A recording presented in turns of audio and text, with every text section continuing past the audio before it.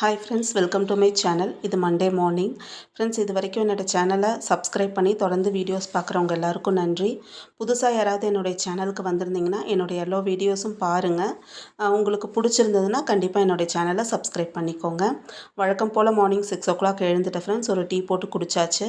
நான் எழுந்ததுக்கப்புறம் தான் பையன் எழுந்தான். சரி, அவனுக்கு பிளாக் காஃபி தான் குடிப்பான், அதனால் சொல்லி அவனுக்கு பிளாக் காஃபி போட்டுட்ருந்தேன்.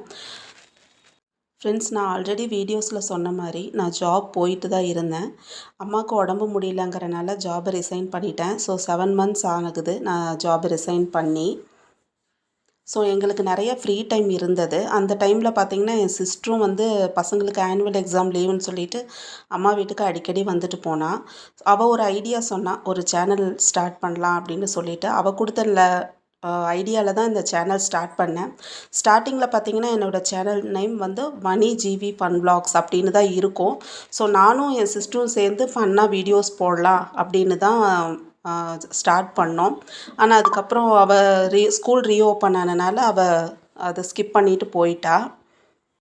அதுக்கப்புறம் சேனலை ஸ்டார்ட் பண்ணியாச்சு.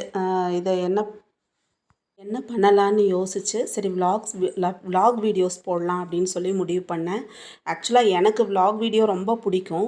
ஸோ அதை நம்ம ஸ்டார்ட் பண்ணி அதை நம்ம ரன் பண்ணலாம் அப்படின்னு சொல்லிட்டு தான் ஸ்டார்ட் பண்ணிட்டேன்.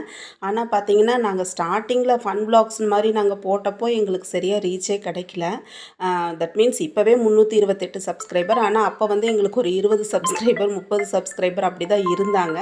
ஸோ விலாக் வீடியோஸ்லேயே ஃபஸ்ட்டு நான் ஷார்ட்ஸ் போட ஆரம்பித்தேன். அதில் பார்த்திங்கன்னா ஓரளவுக்கு சப்ஸ்கிரைபர் இன்க்ரீஸ் ஆனாங்க. அதுக்கப்புறம் இப்போ தான் கொஞ்சம் கொஞ்சமாக இன்க்ரீஸ் ஆகிட்டுருக்காங்க. இதுதான் நான் சேனலை ஸ்டார்ட் பண்ண ஜேர்னி. நம்ம ரெசிபிக்குள்ளே வருவோம் ஃப்ரெண்ட்ஸ். அன்றைக்கி ஒரு பீக்கங்காய் தோல் எடுத்து வச்சுருந்தேன்ல ஃப்ரெண்ட்ஸ், அதுதான் இன்றைக்கி துவையல் அரைக்கணும்னு சொல்லிவிட்டு ஒரு டேபிள் ஸ்பூன் கடலைப்பருப்பு, 1/2 டேபிள் ஸ்பூன் உளுந்து பருப்பு, 2 வரமிளகா, ஒரு சின்ன பல் பூண்டு போட்டு வதக்கியாச்சு. தேங்காய் போட்டு அதை சட்னி மாதிரி அரைச்சிட்டேன். தோசையும் இந்த பீக்கங்காய் தோல் சட்னியும் தான் இன்றைக்கி எங்களுக்கு.